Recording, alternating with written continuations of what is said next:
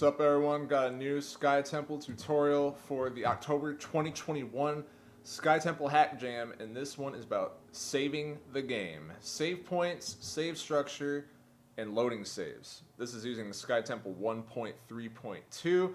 Look, I know this one's a little late for the start of the Hack Jam. Okay, I'm later than last time, but I still wanted to get this video out there because I think this topic is pretty important, and I noticed that a lot of people in the community currently don't really understand how this works. Last Hack Jam, there were a lot of entries that either didn't have saves or had to have some disclaimer saying, like, I couldn't get saves to work. You know, I don't know how saves are.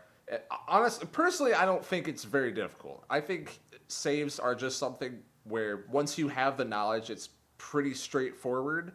So I thought that I might as well just share my knowledge with everyone and make this video then. Keep in mind, this video is structured under the assumption that you already understand everything in the SkyTemple Super Beginner's Guide that I made last year. That will be linked in the description. So here we go. We are at the SkyTemple homepage. Before we get into application and how to in practicality do stuff, I want to explain the logic behind what's going on with saves first. So let's open up the script debugger in the top right and open up unionall.ssb, everyone's favorite. And once you're here, you have the ability to look for both parts of unionall that contain loading data. Yes, there are two different ones, one each for a different kind of load. First, there is this block of code at debug print _resume. By the way, a bunch of people have been asking me, how do you bring this up? It's Control F. You can do it in most programs, not just SkyTemple, and, like, you know, web browsers, all that kind of stuff. Control F. F is for find, to help you remember it. Yeah, Control F, handy resume. This is the wrong one. Forget that there's two of them for some reason. Okay, there we go. This is the one that I was thinking of. Yeah, you want the one that is under event divide resume, as I had written in my notes, but I didn't say there. As you can see, at the start of this whole segment, you have if scenario main bit flag 7. There's nothing after it, but it's basically saying if it's active. What it effectively means is scenario main bit flag 7 equals 1, and then all this stuff that's nested inside. But don't worry about the technicality of all this yet. I'll go into more detail later. I'm just trying to help you discern between these two different sections. You know, you have scenario main bit flag 7, handy resume, event divide resume. It's like, okay, this is how you are in the loading section that deals with ground enter is the variable that is being used. And there's this whole switch function that goes through a whole lot of these. And in practicality, what that means is that since this is dealing with ground enter, that applies to stuff like Kangaskhan rocks, your guild bed, like the bell that you ring in Treasure Town, etc., that are placed on roamable ground that you can move around in ground mode. I'm going to use Overworld just as a shorthand for it. That's not like the technical term the game uses, but whatever, I don't care. And the other way to load a save is if the save was applied during a cutscene, right? Because sometimes you'll get a little prompt that comes up in the middle of a script saying, do you want to save the game? And that is different than when you're touching a Kangaskhan rock, all that, etc. And so to find all of that, you find that at debug print compulsory resume, which is here. You can see that there's also a switch function based on compulsory save point, And if you scroll up a little bit here, you have this else if. You can see that you need to have scenario main bit flag 8 active. The last one was 7, this one is 8. The way that the game handles this is, long story short, during cutscene events, if you have scenario main bit flag 8 enabled, you will load the event that corresponds with your compulsory save point ID, like you have case 1 here, you know, case 2, ID 2, etc. Let's see. And then once you have that loaded, you skip to a script within the event specified by that flag. Sorry for the delay. I'm looking back and forth at my notes. Whatever. So I know that might have seemed like a lot, everything that I just said. If you have no idea about a lot of the more technical mumbo jumbo that I just said, that's totally fine. And I'm going to be going slower through everything in more detail. But this is just kind of the overview for anyone who's already more experienced with the script engine, kind of has an idea of how Union all works, but you don't really know how saves work in particular. That's the quick and dirty summary of what's going on.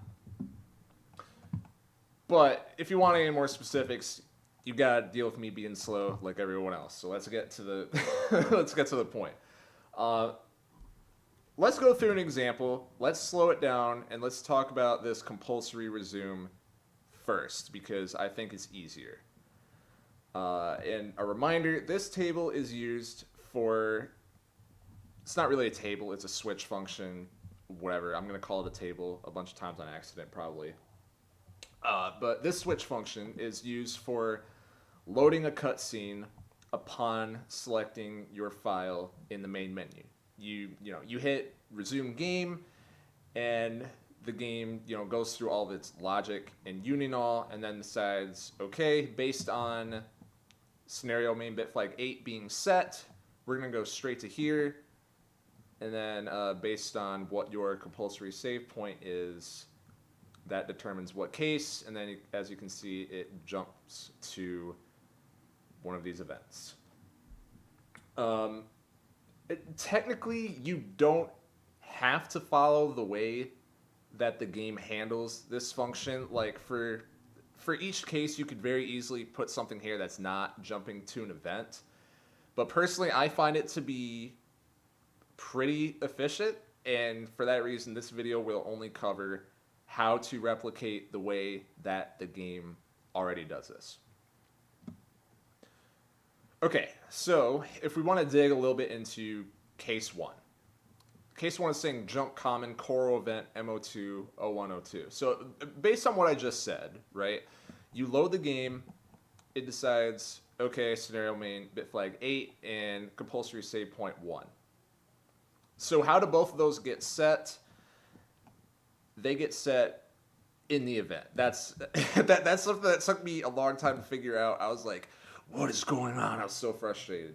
So I'm just going to tell you because it's a nightmare trying to figure it out on your own. So go to event MO2 0102, and then you get to deal with the cool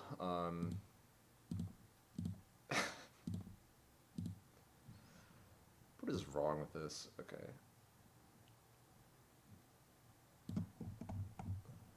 Okay, MO2 0102. And there it is in Union All. This is where you're jumping to when you boot the game. Okay, so once you're in this script, well, technically in this script, in this part of the script, you can see that this event, ML20102, is structured into two halves, I guess, of the event, two chunks of scripts. If the save-related bit flag is active, which is scenario main bit flag 8, and then else, if it isn't active, you play these. Now, when you first enter the event, the bit flag will not be active, meaning that you do this bottom part first. Don't let this confuse you. You don't have the bit flag until you are already partially through the event. So you're always going to start down here. And the way that it works to get back to the top then was because after this final one, you get ML2 AL111 and then jump at label underscore 561, which if you look for, well, where's label 561? It's right there. Very, very tricky. Very tricky stuff. The the untrained eye may not catch that one at first glance. Okay. So the next question you might have is, okay, well, what's the point of that? Why would you do it in that way instead of just having it in the correct order? It's so that this if function works correctly.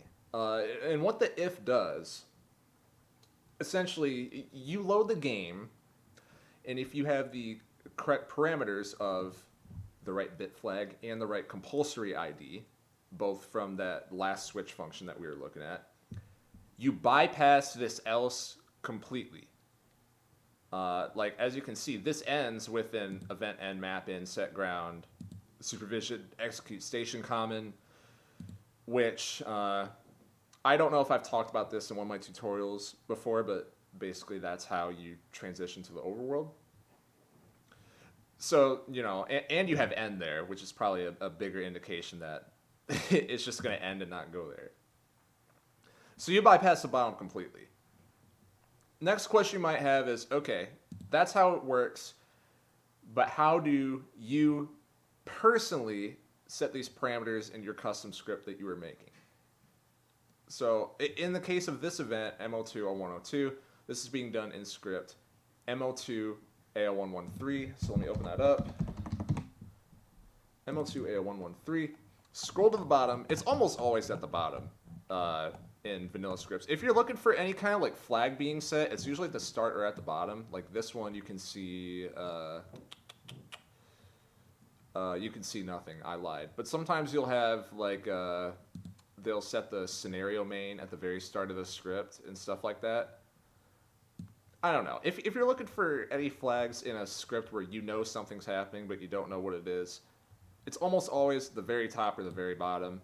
In this case, at the very bottom, you see 3 commands. Number 1, scenario main bit flag 8 equals 1.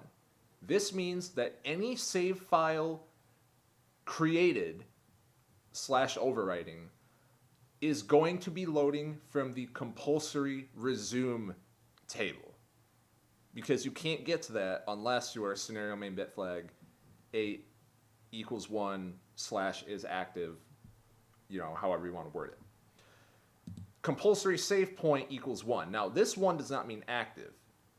This means within that compulsory resume, inside the switch function, inside the table, whatever, that is saying case 1 is being set. That's the ID. Compulsory save point ID equals 1.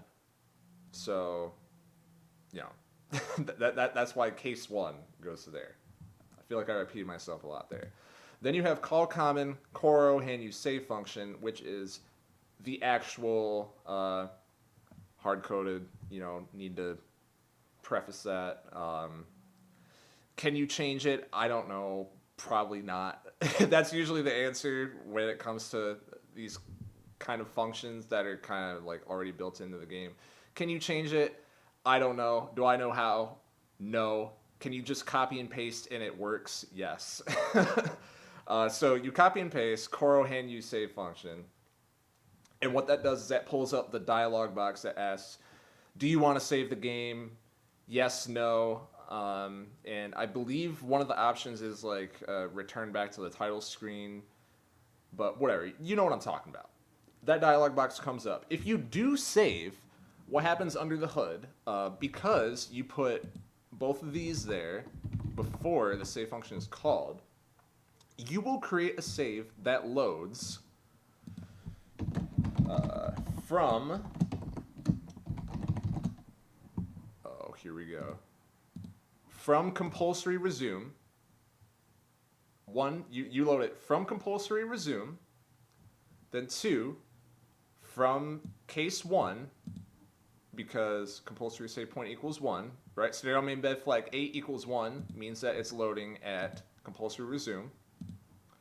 Compulsory save point equals 1 means that you're loading case 1, which is here.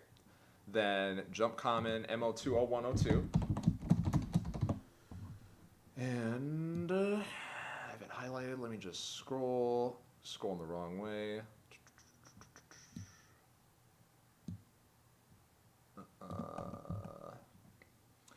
In 3, at the top of the if statement, that is where you're going to be, because you also fulfilled that criteria of the if statement, so you skip that.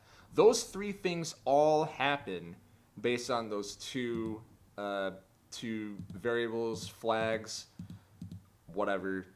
I'm pretty sure flags is the correct term. I'm sorry, I don't know this shit. Apologies, please correct me in the comments. But that's pretty much what's going on just from setting those 2.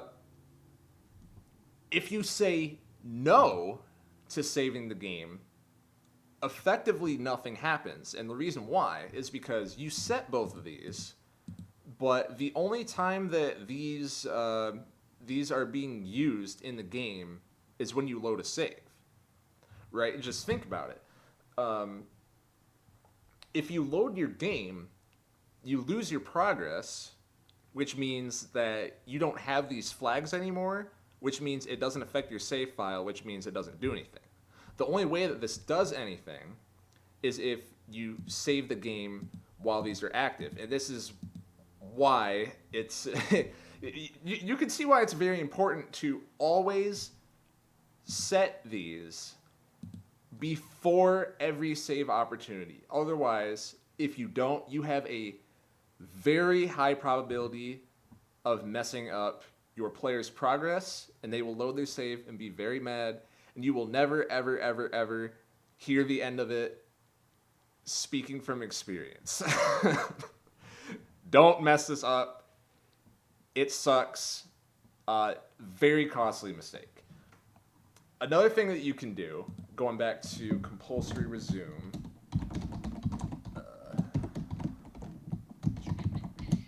where is it? There we go. Going back to compulsory resume, you can also add more cases. Since cases are defined by your compulsory save point, you could just add more loading points, that's really what this is. This is really adding more loading points to the game. This here is, every save point you have. To add a save point, all you need to do is this, and that'll record your progress. But in terms of where you actually load, that's dependent on this. So to add more load points, where am I in my notes? Yeah, you can scroll to the bottom here, and for example, since there's the only thing that these variables are tied to, variables, flags, whatever, are tied to is just what you set, and this isn't used anywhere else aside from inside this switch function. You can just, case 28, and then jump common a new event, and then repeat all those same steps for a new loading point / save point inside a cutscene that you want to add that isn't already being used. I don't know how high you can go up to add these, but I know at least triple digits. I haven't tried higher than 999. You might need that if you're crazy, I guess. I don't know. The only difference is, if you have case 28 as jump common for the event that you're going for, you need to then make your compulsory save point also equal 28, so that it's going to the correct case inside here. Let me delete that. So that's for loading an event. Now to go over loading from ground, which is a little trickier, but a lot of the same stuff still applies. So let me go to, can you resume? That's the wrong one. This one. So this time you can see that the switch is based off of ground enter that is associated with a given save file, which in other words is the overworld map that you saved on, and it's not set in the script engine this time. I mean, it is technically, because there's a script that determines what ground you are on, but it's not in the same script as you are setting up the save this time. It's something independent of saving when you are dealing with this ground enter. Let's see. Yeah, this ground enter is not set in the script engine. Actually, I just lied. Forget everything that I just said. It is a property of the ground that you enter. It is not set in the script engine, period. I hope that's more clear. That explanation is more clear. It's not set in the script engine. That's a very, fairly all-encompassing statement. Not set in the script engine. You can't just find it in the script engine. So the way that you find what a ground enter ID is, because each given ground has its own, right? To do that, use the SkyTemple debugger. As you see, I have had this open on the right side all video just for the case of showing this.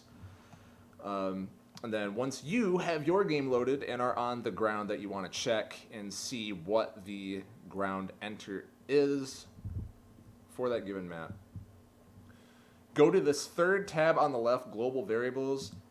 This is like quite possibly the best thing ever for debugging, but I imagine it takes people a long time to figure out that this even exists because it's kind of hidden in the UI.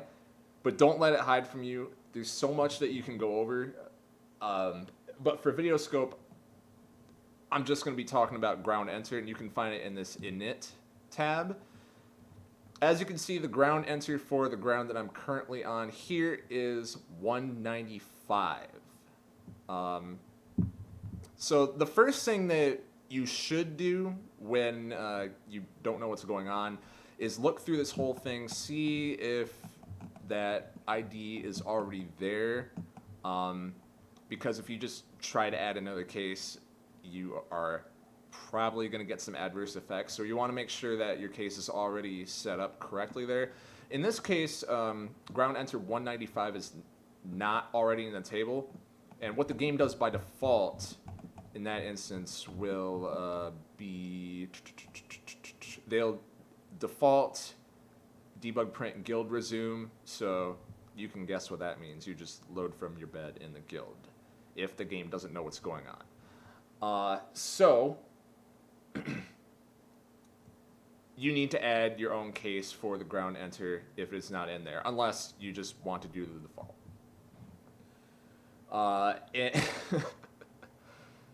Oh man. So as you can see, case 195, that is what I did. Debug print, please fucking work.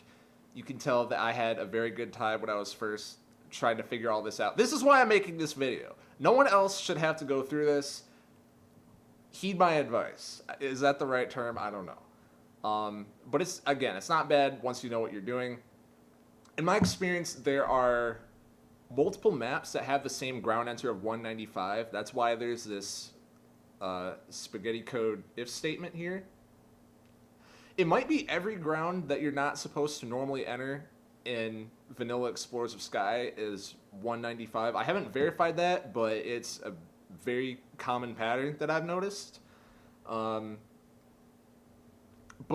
let's say that you only wanted to create one instance of ground enter 195. It's a lot simpler. For what's currently showing on the right, this background, this is from the main enterground D09P11A here. And so originally what I had for case 195 here is just copy and paste any of these other ones. All you need is, you don't even need debug print. Like, it's nice to have just for testing purposes, but you don't need it. Literally just the main enterground and end, So it could be main enterground, D09P11A30, and then end. Could just be that, and then you're done. As long as you have it within the right case. Let's see. And for those that are more experienced with the script engine, they'll recognize that messing around with enter scripts, which is, enter ground, means that it's going to load the enter script for that ground. That's a whole nother beast out of the scope of this video. I could talk about that for forever. I'm trying to keep this kind of short, but those enter scripts, if you want to look more at those, they can be found outside of the debugger in script scenes. So I'm at D09 P11A. So if you look at the enter script here, this is a pretty janky setup, as you can see. I would recommend not copying exactly what I did for your for your new background. But in this instance, you have enter00.ssb. This is always going to be, when you do that enter ground, this is what it loads. This is another one of those cool ones where all the enter scripts are like the same pretty much for most backgrounds in the game. You can do some copy paste action. And then another thing that I want to highlight that is in here is enter06.ssb, which is what I placed on my Overworld object for saving on this map, my Kangaskhan statue replacement, kinda. And all the code in here is ripped just from another Kangaskhan script that's already in the game, but I took away the part about the shop, obviously. You can see there's only save parts. As well as, like, there's some classic Overworld script stuff, right? Like the reply normal, set animation, and then end talk at the end. All that is, if you look at NPC scripts in the SSS, basically all of them have this. That none of that has to do with saving. It's just these two. And again, you can see scenario main bit flag 7 equals 1. This time it's 7, not 8, because it's Overworld, right? It's pulling from a different part of Unionall. And then hand use save func, same thing as before. And that's pretty much it. Unfortunately, this is a bit of a wordy topic, so I needed to dig through the scripts and couldn't rely much on showing gameplay examples this time, but I hope that it still made some sense to you, and I hope that this helps you in your Hack Jam entry for the SkyTemple October 2021 Hack Jam, or any project made in SkyTemple. Saving is important. Don't neglect it. Have a good day. I don't know how to end this video. Thank you. Bye.